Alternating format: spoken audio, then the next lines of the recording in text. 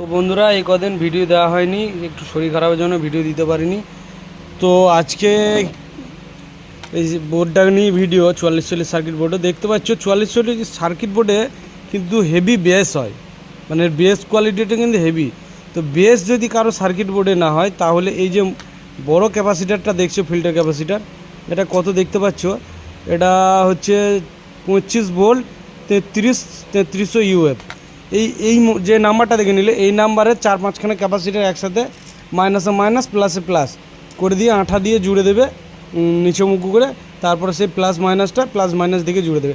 দেখবে যা base quality আছে তার থেকে বেস কোয়ালিটি অন্তত 1.5 গুণ বেড়ে যাবে। প্লাস হচ্ছে তোমার সাউন্ডে ক্লিয়ার আসবে, যতটা এর আউটপুট যতটা ততটা একদম পুরো ক্লিয়ার আসবে, এটা একদম গ্যারেন্টি। তো তোমরা এটা করে দেখতে পারো। আর এর মাইনাস দেখতে পাচ্ছ, এদিকটা মাইনাস, অপোজিট সাইডটা প্লাস, মানে মাইনাস